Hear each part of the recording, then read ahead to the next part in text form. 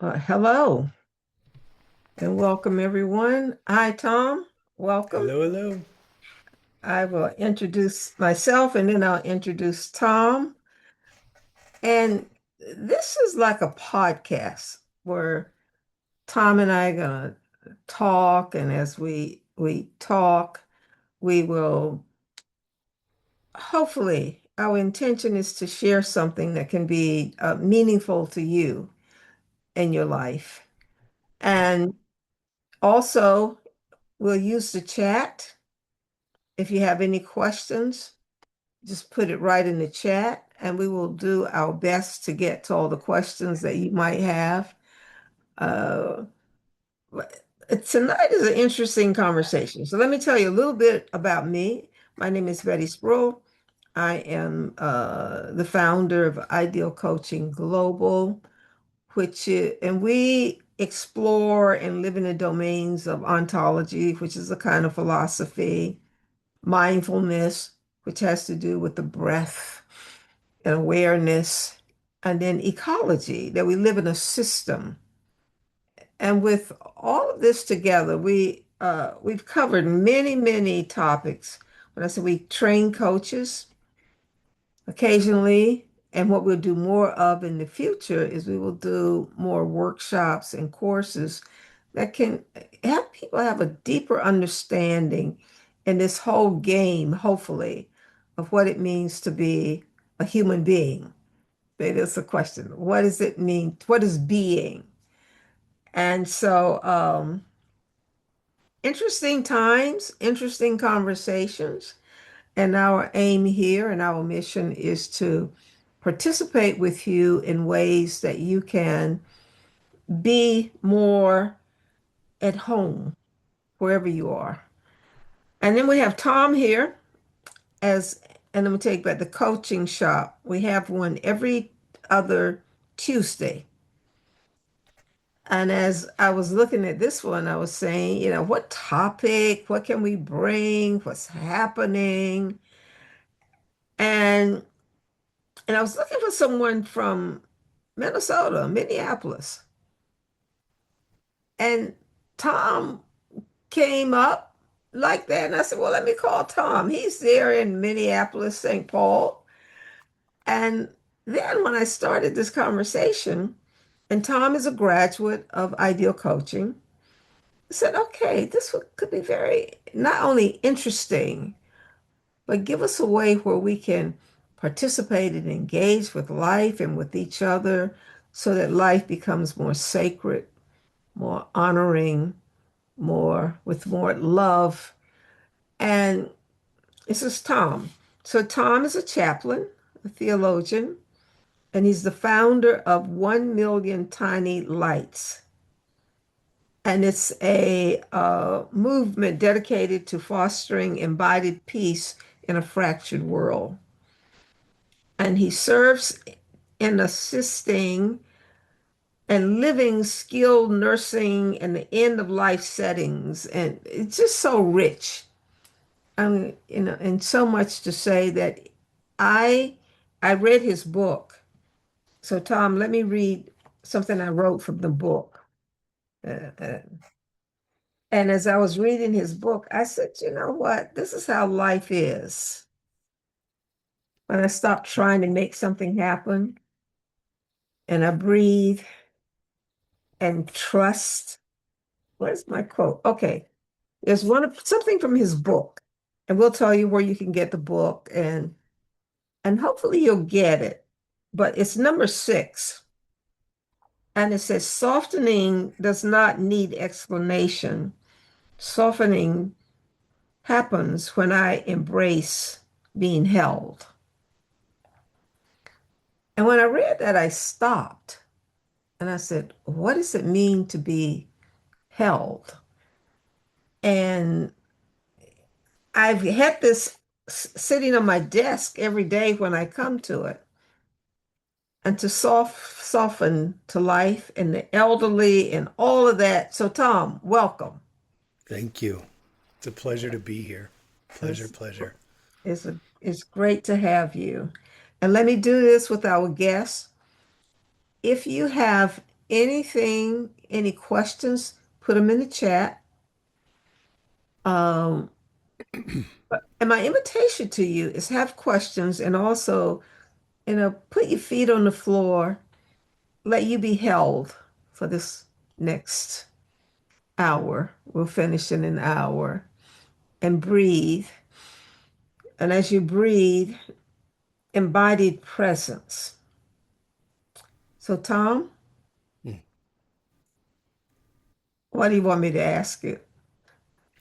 Well, first off, we're going to explore, and it was put in the invitation, this notion of elderhood and elder light, and that'll be part of the conversation. So maybe before we do anything, I'd just like to make sure that I express gratitude for the many, many people, residents that I've served, the families. I've been invited into, the most intimate of places, of chaos and crisis, of life and death, of reconciliation and challenges. So I just, this conversation wouldn't be available, wouldn't, I don't think I'd be able to have this conversation without the blessings of the families that have invited me into very, very personal and private places. And so I just want to express my gratitude to, many, many, many people that have entrusted with me part of their life journey. That's beautiful. And I don't mean just beautiful, but it's touching. It's something that's missing in our world today. The Just the presence and the care. So, and what does care mean? And what does it mean? And I go back to what I wrote here. What does it mean to embrace being held? Because when I'm an elder, Yeah. yeah, and I've spent so much of my yeah, I can do that. But I've spent so much of Celebrate. my life just going and doing it and and in the last year, I've started to breathe. And in breathing, something started to happen. Um, because we're living in a culture that fears aging. Yeah. You know, we Yeah. live so much in we chase youth. So much of what we encounter in the world Right. is productivity, always producing, and so. But what if that story is wrong? But I mean, we need both. We need Right. both the Yeah. youngsters, the milk. What do you say? We need it all. Yeah. Yeah. Yeah. Yeah. I think that's a great launching point. So we have this notion of the words we use. We have childhood, and it has these certain definitions. We have adulthood, and it has its certain set of definitions. And then we don't really talk about elderhood. We talk about seniors, right? Mm. We don't often in language and conversations we don't just often say, well, hey Betty, Tom and I, Betty and I are in elderhood, and what does that mean? We define ourselves as seniors, and when we do that, again, like you said, we need both. So I'm not trying to say we don't need that language of seniors, but when we tend to do that, or when we do that, we tend to bring language to the table that makes that individual a demographic, right? Like at 55, I get a discount on cheeseburgers at a restaurant or something. Or at 62, I'm capable of my first possible, retirement, or 65 or 67. And so that's the kind of the first demographic.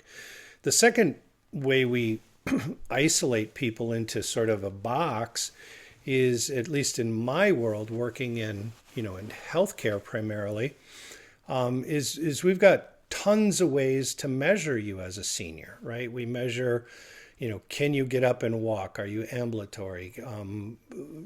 what's your mental capacity, cognition through a FAST score, FAST? Um, what's your palliative performance scale? What are all these measurements that you can do?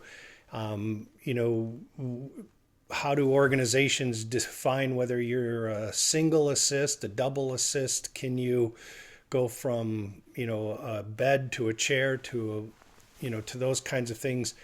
And what we end up really doing is we end up sort of speaking to people in their space of demographics. And that was sort of this first little bit of a light bulb that went off for me as I was doing this work is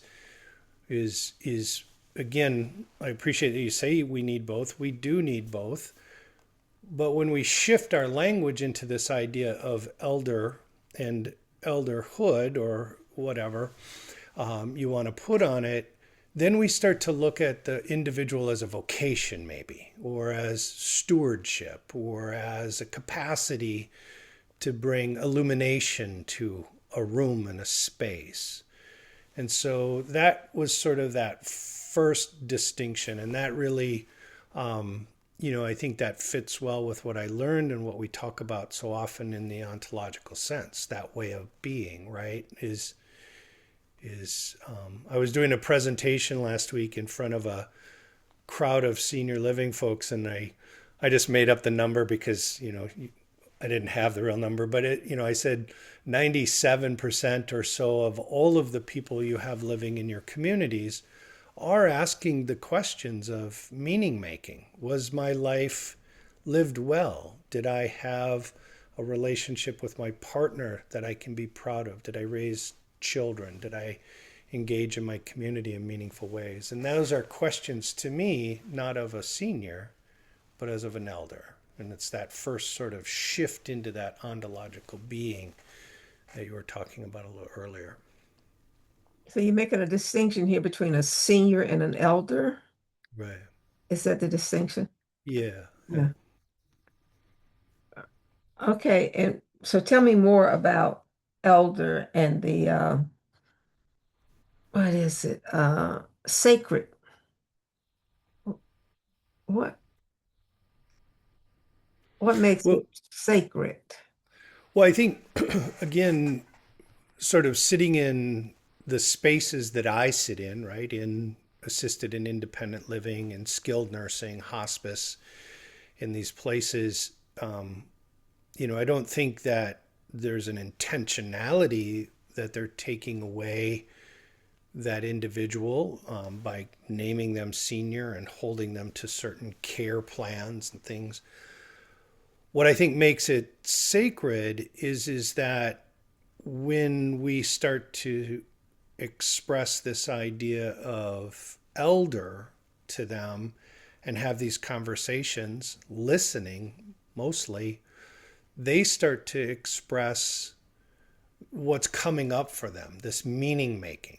And so as they start to step into these spaces, you know, kind of two basic distinctions start to come up. Is the first one is they start to think in terms of integration. So integration is storytelling and meaning making, is reconciliation with family. It's forgiveness. It's the grief, anticipatory grief. All of those pieces of integration are sort of that first part that I think is quite sacred, right? Is that they're starting to recognize that. You know, a man having to give up his car keys, for example, Mm. is an integration that we tend to, you know, we look at grief, for example, we tend to look at grief in our society as the experience of what people have that are left alive after somebody dies. But in my world, the anticipatory grief, the ambiguous, the disenfranchised, these other types of griefs are very, very powerful.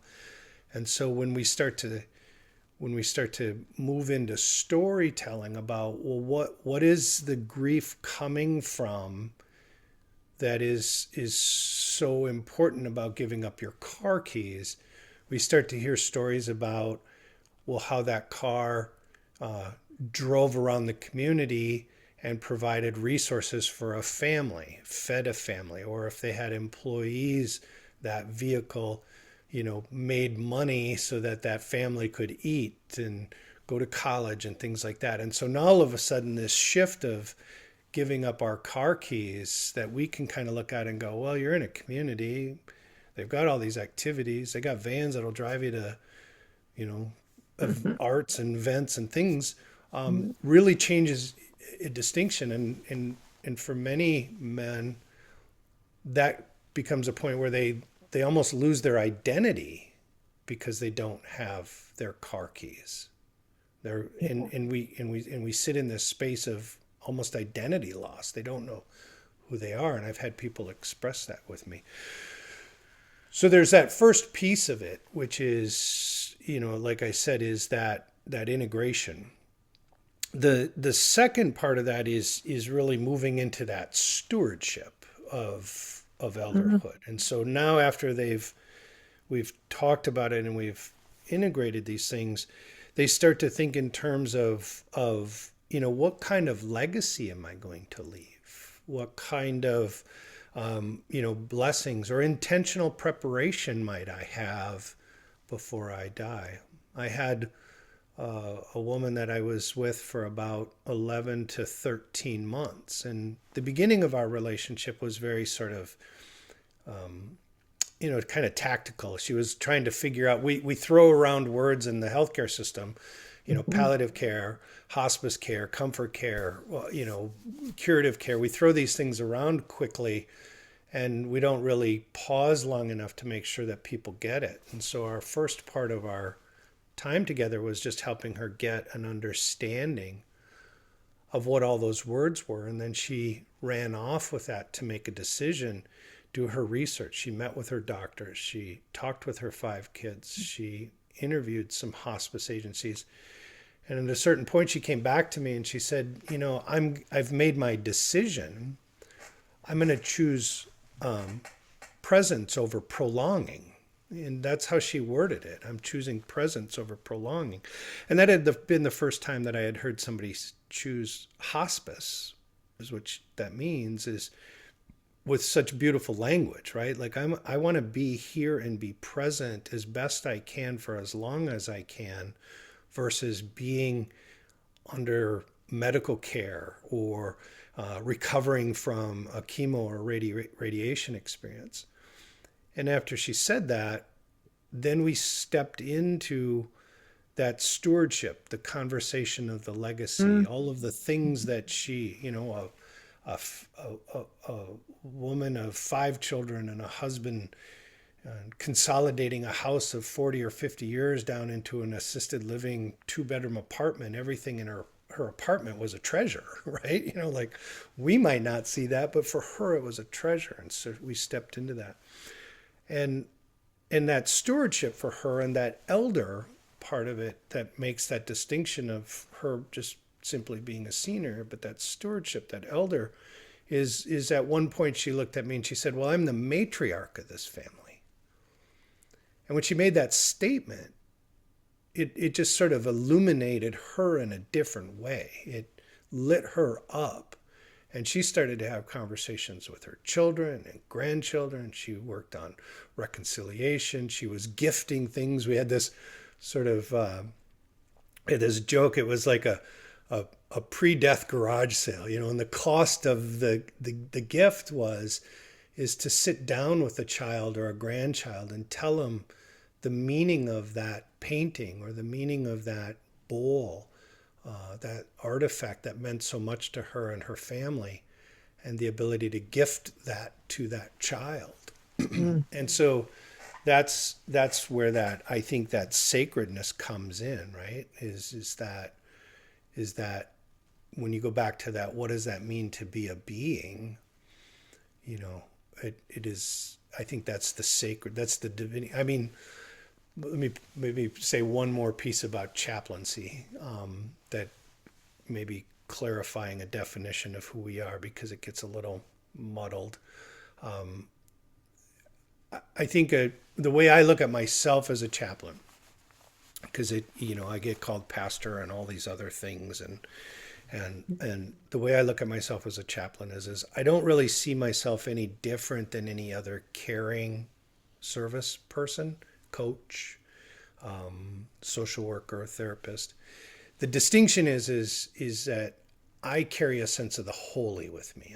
I always carry a sense of the divine with me. In every sense of the spaces that I work, I hold to the fact that I believe it is holy and sacred and divine. And so when we get to that point where, that person says, I am the matriarch, that to me is her tiny light. That is who she is. That's her divinity. That's her being. That's what has defined her.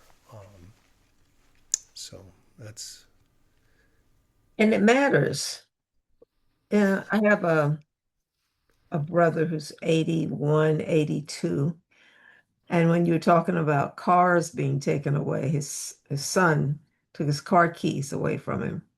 yeah, And the rest of my family, they were going, "What's the big deal?" Sort of like that. And I said, it means something to him yeah, because yeah, he could get around, he could go places.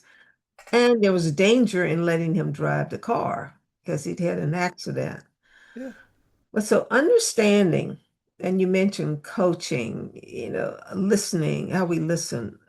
I believe if we can begin to listen, not from how I see it, right, but to begin to listen the wholeness of a person and the horizons that we all move through, right, we could contribute to people in a meaningful way and allow people, as I said, allow people to hold uh, mm, know that they're being held. right. Yeah, yeah. Yeah. Listening as a verb. It's an Yeah. action. I mean, I've had people say that. You've listened me into a way of being. Mm, And I learned that I think that's part of what I learned, going through the 9 months with you and yeah. So it's because I don't want to get into, but I do want listening because we're listening and in language, we're speaking and we're listening, and listening comes before speaking, interpretation. right, Right? So we're right, all interpreting our lives, and how we interpret our lives shapes our speaking. yeah, And when we can listen, and when I can listen that, which I don't always do, because yeah, I'm, it's like, this is the way that it is. This is the way I see it. But let's talk about listening for a second. hmm, What are we listening for, especially as we age and we have aging people in our lives? right, right, Like, what are we listening for? yeah. Um, it's a great question, and I want to start out this way, and I hopefully I won't take us off track, but and I think hopefully you have some insights in this because this is still probably even something I'm working through. But one of the things that I think we do when we listen is we listen through our own fear filters. Mm, And I'm not even sure if I know how to articulate this, but when I sit many times with families, a a elder, right, a person that is in the residence of the communities and the spaces that I'm with, will express something, whatever that might be. And many, many around will respond through what I think is their fear. So it may be a person that has been quite ill for a long time, worked through a number of medical treatments, and they might express, I'm okay with dying. I've had a great life. I have a great family, and I've come to a place where I'm very okay with this journey of death and what that means and all of that. And almost immediately an individual in the room will say, "Oh, that's not going to happen. You're fine. We're going to, you're going to live for another 3 or 5 or 7 years." Uh-huh. And so I think that first part of listening, that first step into listening, is first coming to terms with our own baggage, our own feelings, our own, to be able to sit in that uncomfortableness of what somebody might say and let that just sit there. Yeah, it's great what you're saying because in terms of mindfulness, the- really being present and listening, our listening, and not needing to rush in Right. and be that space where you said here, of being held Yeah. and Right. being held, and Yeah. which we don't have too many of those spaces today. And I can see in a younger, was it a younger generation because Yeah. speed is such a part of our culture now. Yeah. And it was a good friend of mine. Her name was Miss Teeny here in Eastern North Carolina. And Miss Teeny was, how old was she when she passed? She was 101, I think. Wow. Yeah. But whenever I would go home to my little town, I would spend time with her just to be around her. And she had so many stories to tell. And she was deeply, deeply Christian. Yeah. So I knew I would get prayed for and held in that way. And but I don't know if we have space for that in our culture anymore, Right. Thomas. Right. Yeah. Uh, Yeah. And so people now about if I can get and move fast, then I matter, my life matters, you matter, but it's not a mattering because we are Right. here Right. living. Right. Yeah. Well, and I think that goes. I mean, I love that you make my mind go in many directions. The kind of the first and immediate piece of that is I think that is that shift in one's being from adulthood into elderhood is that striving, that productivity starts to get replaced with that idea of stewardship. The achiever starts to become the steward, right? They're no longer compelled to build a business or to build a family or to do those things. They're starting to recognize the value of sitting in a space of stewarding a conversation. You know, part of the listening, and I always joke, is when I'm presenting or sharing, sometimes I'll ask a question and I'll give some space, and then I'll give a little bit more space. And Yeah. I'll be like, if there's one thing that a chaplain learns is to sit in really, really uncomfortable long moments of silence. Like if we build one skill, it's like to sit in really long, comfortable moments. I think here's the way. And again, I'm not a therapist or a physician, but in some of the readings, I think the importance of taking time is is I think people hold so much of what they're trying to figure out as their griefs or their traumas, or they're working through them and they sit in their body. They're part of where they're at in their being. And I think it just takes a long time for them to get it up into words, get it out of Mm. body, get it out of who they are and into words.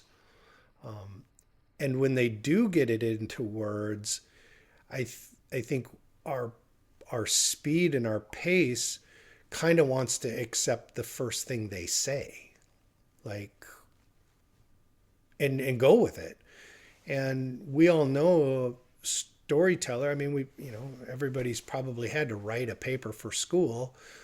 It just doesn't land on the paper, right? We have a draft and we Mm. have another draft and we tear paragraphs out and through the blessings of word processors we can cut and paste. Now we don't have to retype whole pages, but stories don't get built in sort of one sitting.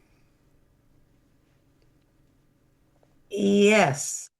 This is one thing that I'm learning because we live in narratives. Right, right, And so you spoke about identity. When I identify as the narrative itself, I close off, sort of like a Shakespeare, writing a Shakespeare play, huh? right. As we Yeah, rewrite the play, but I'm the writer of the play, and yeah, I'm writing the play out of certain interpretations and meanings. right, right. Not to give that away, I mean, like, but also to begin to observe in a way to see what else is there. Yeah, And this, I'm learning that listening is a key, yeah. yeah, to granting agency Hmm. to people and to life. Yeah. And it's not always easy and it's not always pleasant, but yet to listen, something rich shows up. It was like I Yeah. noticed with you, you're thoughtful, you speak as a chaplain. Yeah. So I'm watching my language around you, the chaplain. And like, but it is. So I'm encountering you in a particular way. Yeah. Just I Yes. encounter. Please go ahead. No, and I think that's why the presence matters is because we do encounter,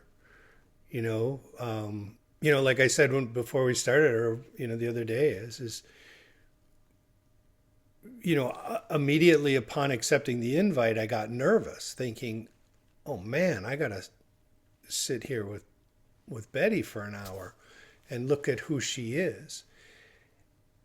And that was encountering you in a specific way. Mhm. But after I sat with that for a second, I'm like, well, wait a second. I get the privilege of sitting.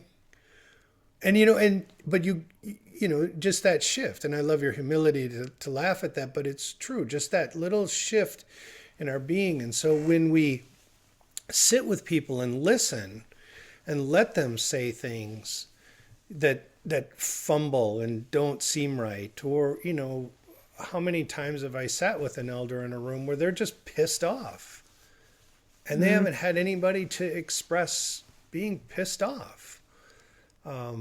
I I I volunteer. This is a listening thing, so I volunteer with our county sheriff here in Washington County. We're on the edge, right on Wisconsin. And kind of one of the tongue in cheek jokes we have, or I have, at least as a chaplain, is when the deputies stop apologizing for swearing in front of me, then I know that I've sat in their presence long enough to earn enough trust that they can be themselves. And I think that's an important part of listening, right? That I can't I can't ever expect that they would respect me or trust me if I'm not going to invest in the relationship. And so we have to do that as well. Um, Sorry about that. Hmm. Yeah. Yeah. So it is how we encounter people and how people Right. encounter us Right. becomes very important. And Hmm. with as I age, Right. I'm noticing that I have less. tolerance. About what? Huh? Or share more. I'm Oh, curious. share more. Oh, no, no, no, no, no. But I do. But I call it. So what is it? What is it that I want to bring to the world? It's a question I'm constantly living in. Not like for an answer, but how am I being? And then am I bringing Right. how what I want to bring to the world? And so my You past, go ahead. well, I was just going to ask, and maybe you were going there, is that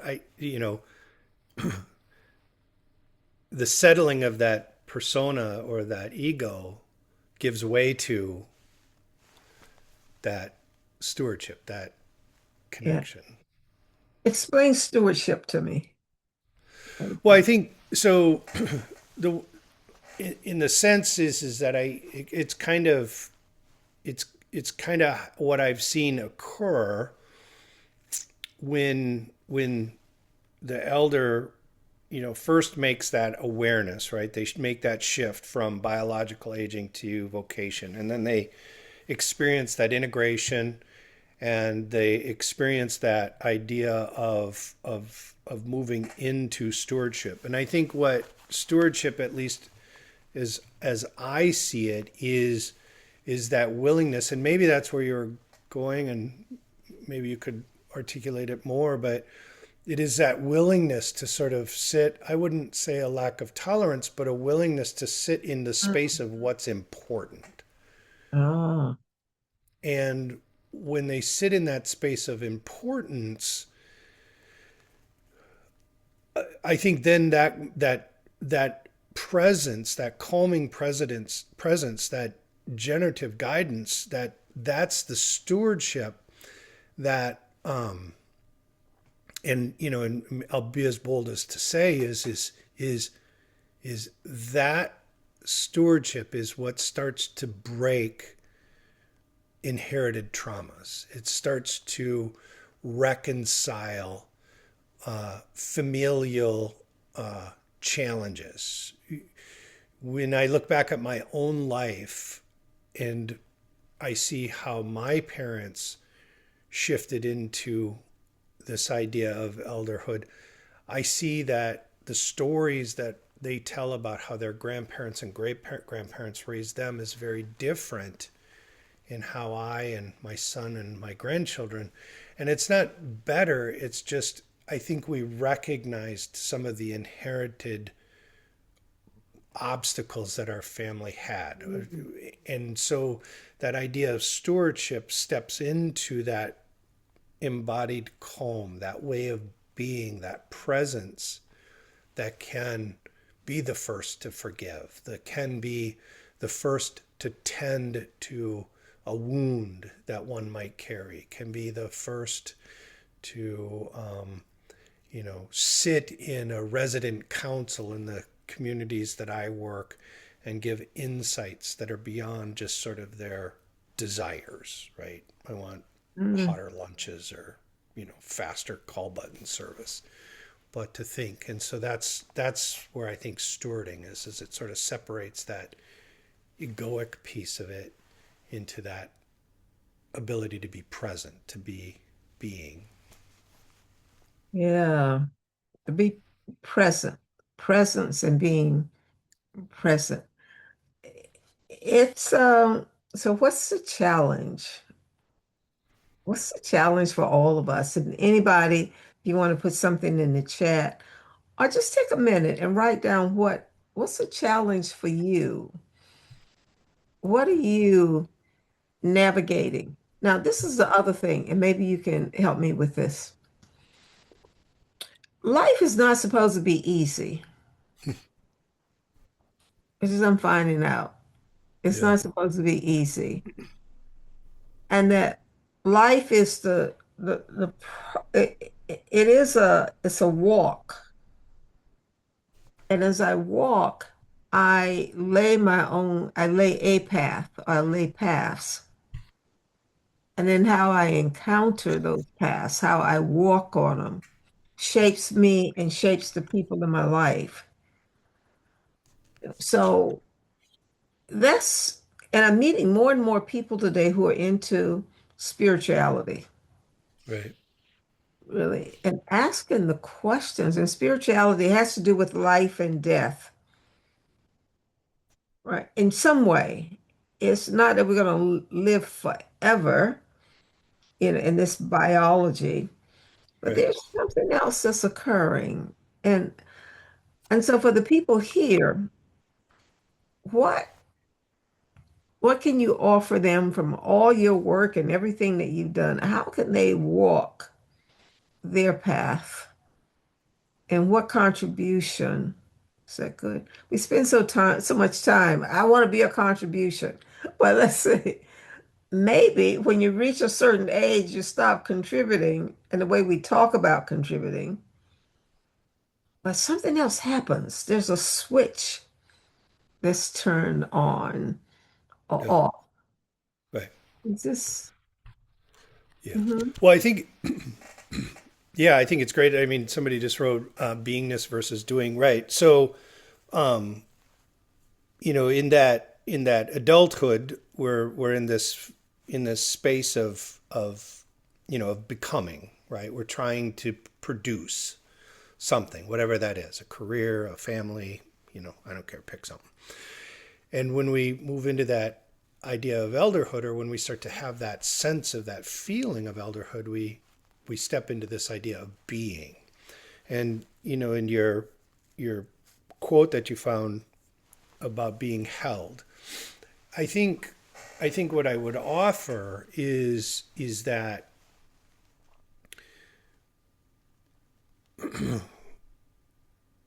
I mean, you're in that business of coaching, right? And and and there's therapies and many different types of therapies, and I'm in the business of spiritual care.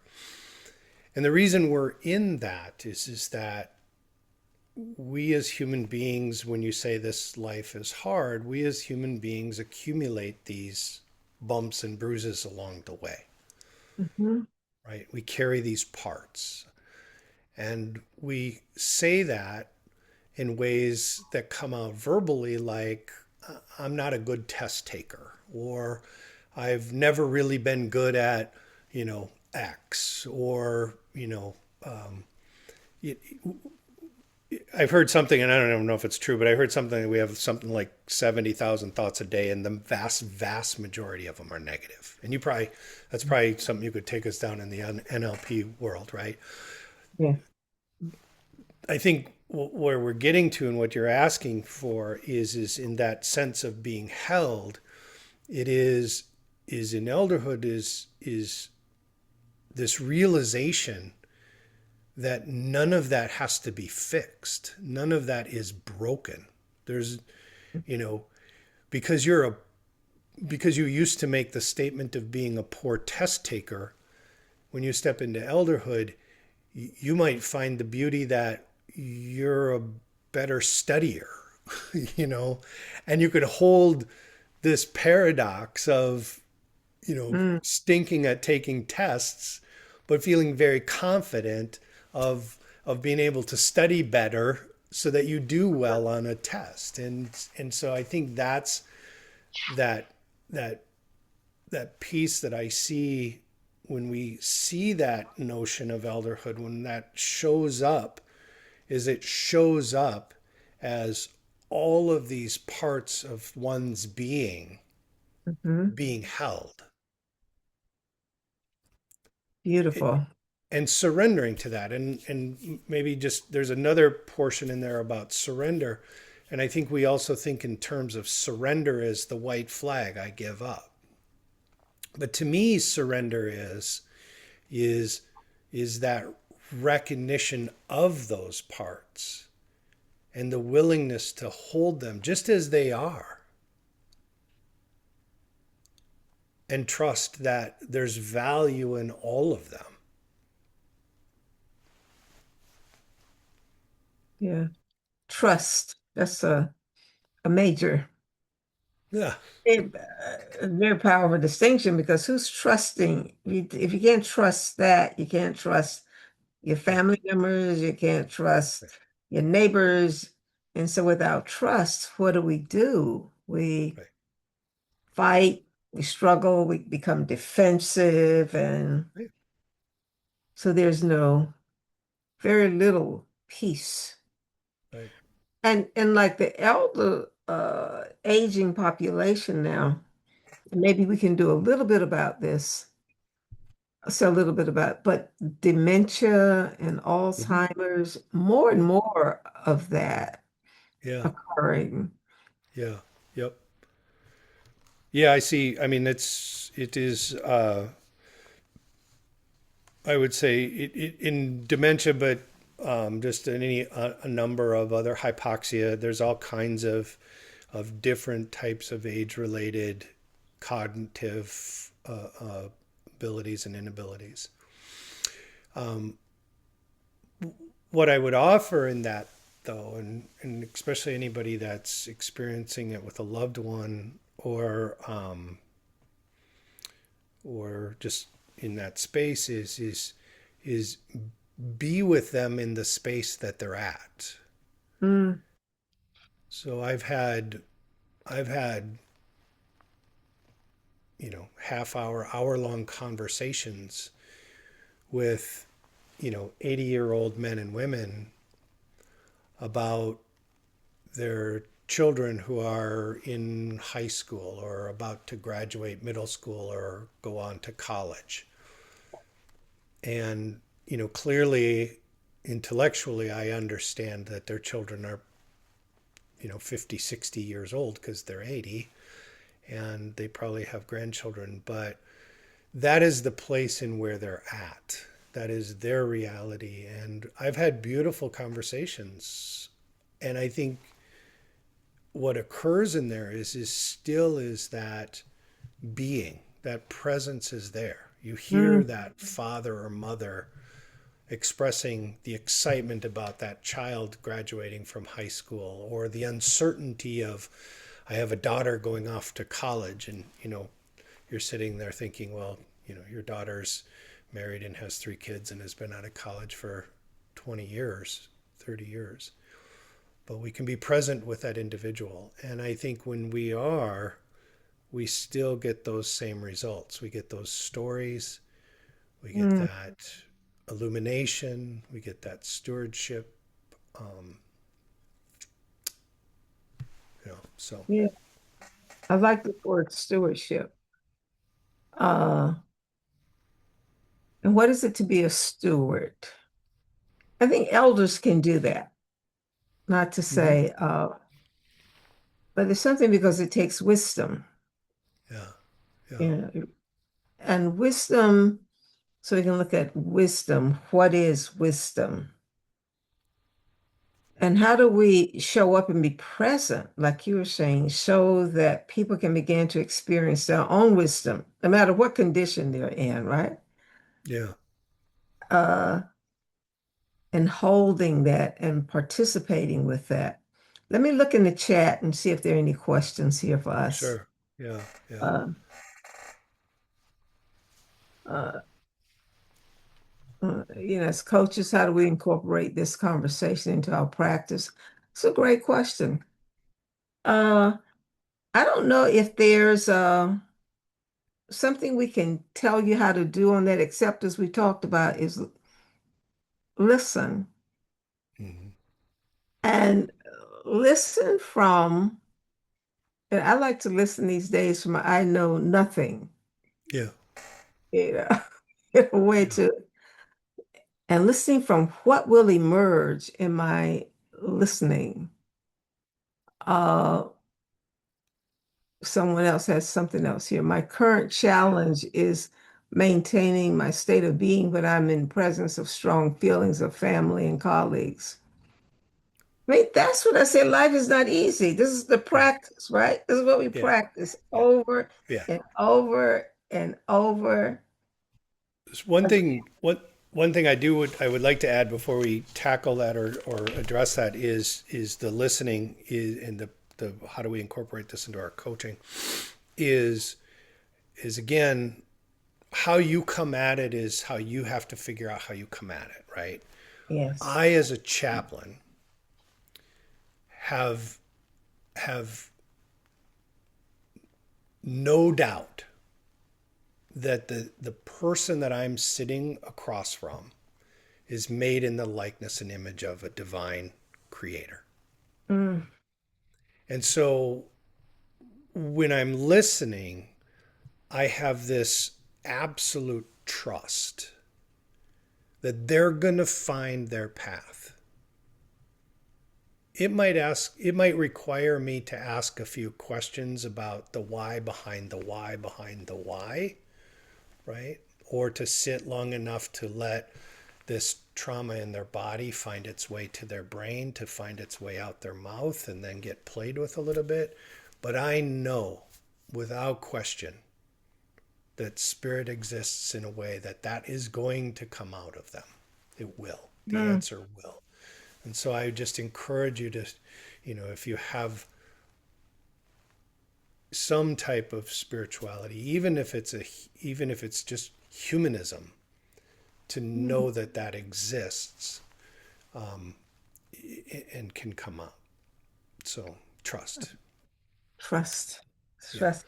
But I do, I do love that question about our own feelings. One of the things we study, and I don't know how much. I think you'd probably have to tell me, because I'm gonna, right in front of the master, I'm gonna make a mistake and not make sure I remember my programming. Okay. But one of the things that we study at length in chaplaincy training is our ability to see and sense transference and countertransference. Ah, And so just a quick note, I was a kid that grew up in an environment where traveling was part of our day-to-day life. We moved from place to place to place to place, and we did that in vehicles and trucks. And a reminder for me of being able to sit with my dad and drive in this truck and shift gears and play with the AM radio late into the night is something that's still very much a part of my being. In fact, if I have a particularly bad day, if I've been out with the sheriffs and we've had a particularly high crisis situation, I will drive around for an hour or two afterwards because it's my space. So when this gentleman's telling me about losing his car keys, in the back of my head, I'm sitting here thinking, in 20 years, that's me. Like, he's telling he's telling me the pain that I'm going to have in 20 years, because when I lose my car keys, it's going to suck. I'm not going to like it. I can guarantee it. I won't like it. mhm, And so mhm, to the person's question about that presence of strong feelings, I'm not suggesting that we deny our strong feelings, but we do have to hold them in a space to allow this other person, in this case, this gentleman sharing about his car keys, hold them mhm, so that it can be about him. mhm. Now, I immediately run off afterwards and I find my chaplain coaching buddy, or I call one of your people and go, I just had the crappiest, and I Yeah, was ready to scream, and they're like, okay, breathe, and we care for one another who care for each other, right? We have to build that network of people around us that we can call and they'll care for us. yeah. This is very good because it's a quote, not from your book, from someplace else I found. Yeah, An indigenous leader, and it says, "If you're coming to help me, you're wasting your time. But if you're coming because your liberation is bound with mine, then let us yeah, work together." yeah, Right. So one of, as coaches we work with and what I'm off, or can say, I'm not here to help you, but our lives are interconnected. Our lives are bound together. And how can we work together? Then let us work together yeah. for, It's yeah. beautiful. Yeah, It's, well, yeah. thank you, Tom. Thank you so very much. It's my pleasure. This has been great. You have a few closing words? Oh goodness, put me on the spot, huh? Well, I'll tell you what, I want you to leave us with a prayer, but let me say something else before we close. Mm-hmm. And then, prayer is, hmm, prayer is quite powerful in our lives. We can breathe. And so I'll let you end the call, but I want to say something to all the people here. I thank you Yeah. so much for being here. And whenever we can get together in this kind of conversation, and I want you to know I'm not here to tell you anything. Ideal coaching is not here to have you see in any particular way, but to have you begin to listen, your listening and your interpretations and your meanings and see what emerges. Um, and it's important. So you'll hear from me, from us, Ideal Coaching. I have a 4-week course that we're starting in April. And the title of this course is Sex, Money, and Power. And what does it mean for, and this word you have, some of you haven't heard it before, but ontologically, what is that? And what are the patterns in our lives that we're moving with these patterns, and when we're not present to aware of these patterns, they're still operating and shaping us. So how do we notice our patterns? And then by noticing, we call something else forward. We Something happens with us, and we call that agency. And agency doesn't mean control. It doesn't mean power. It means becoming an agent of our lives, and hopefully we can contribute to other lives. So, we have graduates from all over the world. We see here some here from Malaysia, and I don't know if we had anybody from Ghana, but this is what we do here. We want people to learn how to participate together, work together, love together, and honor each other. So again, I thank all of you for being here. And Tom, if you will close us. Yeah. Yeah. Yeah. I think I think there's a comment in here about perhaps elders are called into model beingness, not so much as doing and having, but that would be a great model. And that's, I think, part of the prayer. And so I would just ask that we sit in that space with our source, with our creator, that we know that source and that creator as a space of life and wisdom and give thanks to it, to breathe into it, to remember it, to see it as our being, to know that that source is our being. And so as each of us age, that we steady our hearts in uncertain times and we grant one another meaningful presence, that through compassion we are sources of identity and anchors for one another. And in doing so, we teach courage. Our stories are integrated and weaved together. A thread of love combined with a thread of grief becomes a tapestry of who we are collectively. So I just ask that form of elderhood, that form of who you are in your being, begin to emerge, to feel it, to recognize it, to hold it, to honor it, to trust it, allowing it to become a steady light, a guiding light in a restless, restless world. And as we draw towards the horizon of our days, know that that is the presence, that is the stewardship that we offer. And in that, I say amen and thank you for this time. And thank you, Tom. And thank all of you for being here. And we will do this not next Tuesday, but the following Tuesday. And these conversations were designed to listen, our listening, not to have the right answer, but to listen. So I thank you, and may the blessings of God be upon you. May his peace abide within you. May her presence illuminate your hearts now and forevermore. May you walk in peace.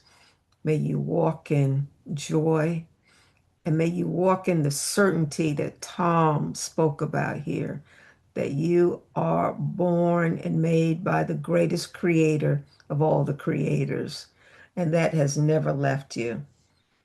So thank you, and we'll see you the next time. Thank you.